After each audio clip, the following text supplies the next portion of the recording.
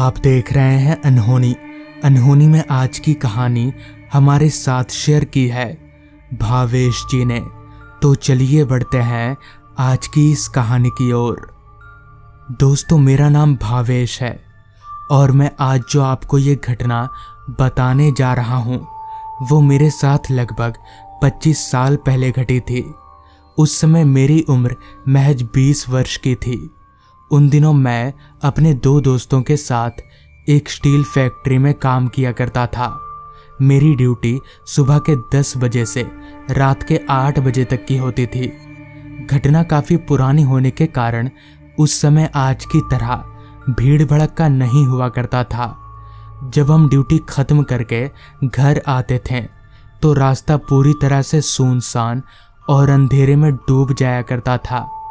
उन दिनों लाइट की कोई सुविधा नहीं होने के कारण आते वक्त हम तीनों दोस्त अपने साथ एक बैटरी टॉर्च रखा करते थे, जो रात के अंधेरे में हमें रास्ता दिखाने का काम किया करती थी। हम जिस रास्ते से आना जाना किया करते थे उस रास्ते के दोनों तरफ दूर दूर तक ना तो कोई घर था और ना ही आते वक्त हमें कोई इंसान दिखता था, क्योंकि उस समय गांव वाले रात को घर से कम ही निकला करते थे, क्योंकि उन दिनों गांव में जंगली जानवरों का भी काफ़ी आतंक था।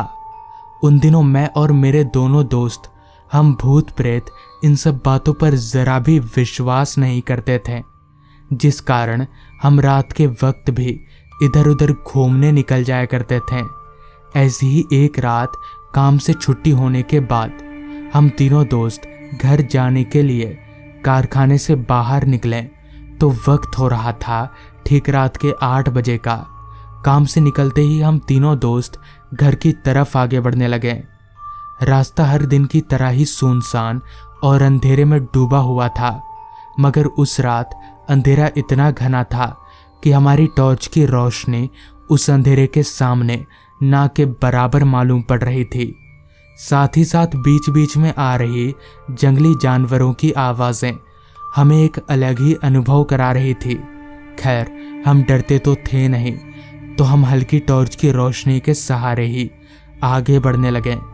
अभी हम 10-20 कदम आगे बढ़े ही थे कि तभी अचानक पीछे से एक आवाज़ आई। भावेश। अचानक पीछे से आई मेरी नाम की आवाज़ को सुनकर मैं एकदम से चौंक गया और मेरे आगे बढ़ रहे कदम खुद ब खुद थम गए कि भला इतनी रात गए इस सुनसान रास्ते पर मेरा नाम कौन पुकार रहा है। खैर, मन में शंका लेकर हम तीनों दोस्त पीछे मुड़े तो पीछे मुड़ते ही हमने देखा कि हमसे कुछ दूरी पर एक आदमी खड़ा है, मगर अंधेरा काफ़ी घना होने के कारण हमें उस आदमी का चेहरा साफ साफ दिखाई नहीं पड़ रहा था।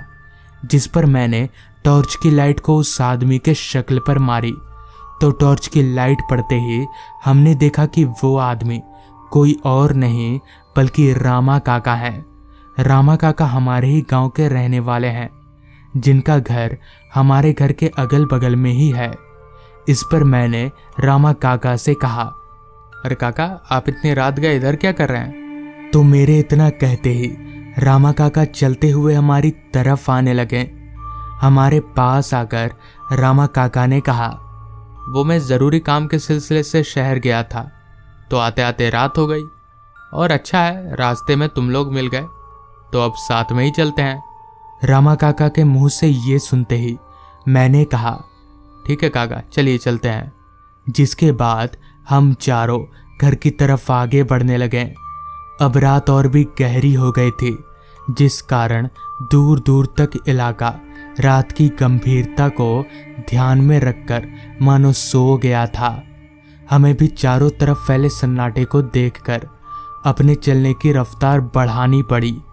अभी हम चारों चल ही रहे थे कि तभी रामा काका ने कहा, तुम लोग इतनी रात गए इस वीरान रास्ते से आते हो क्या? तुम लोगों को डर नहीं लगता? रामा काका की बात सुन मैंने कहा, डर? किस बात का डर काका? तो इस पर काका ने कहा, भूतों का डर। इस बात को सुनकर मेरे एक दोस्त ने कहा, काका मैं डर वर नहीं लगता। इस बात को सुनते ही रामा काका मुस्कुराने लगे। वो भी ऐसी मुस्कुराहट कि मानो काका काफी कुछ जानते हों।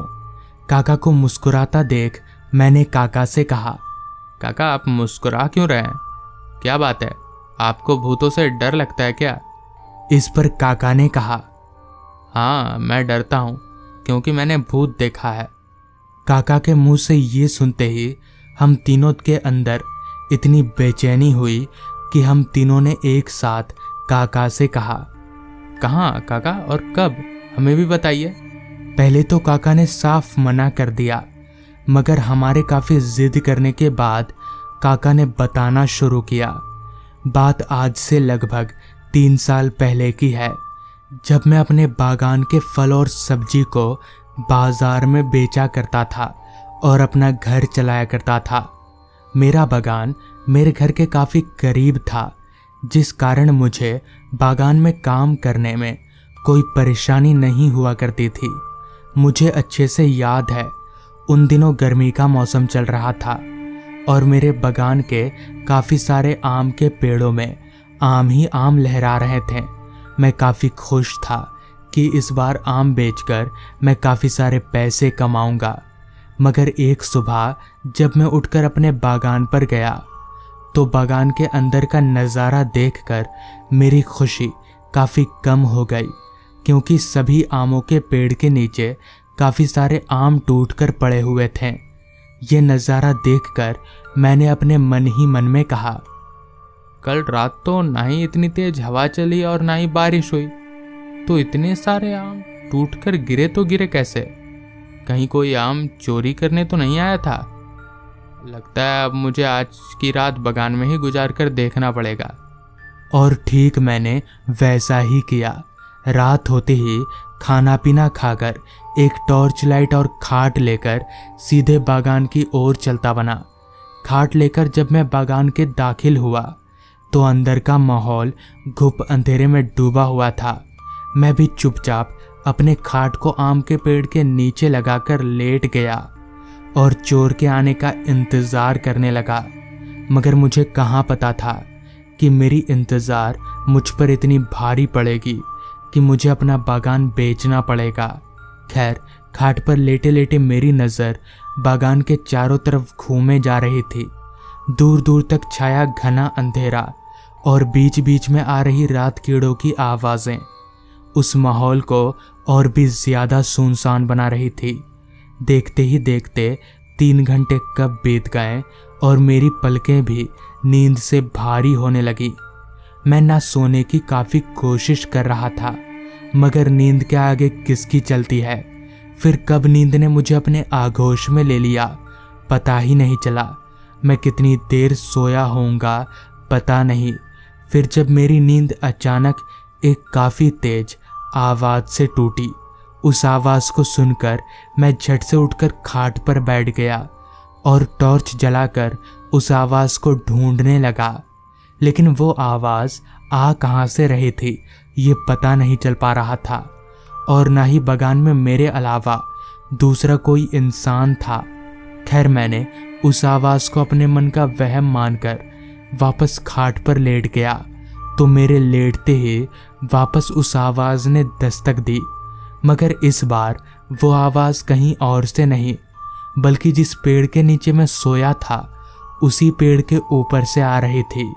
तो मैंने झट से टॉर्च जलाया और टॉर्च को पेड़ के ऊपर घुमाया तो पेड़ के ऊपर का नज़ारा देखकर मेरा पूरा शरीर कांपने लगा और मेरे हाथ पैर फूलने लगे, क्योंकि पेड़ के ऊपर कोई इंसान नहीं बल्कि भूत था, जिसकी आंखें दूध की तरह सफ़ेद थीं और उसका पूरा चेहरा सड़ा हुआ था।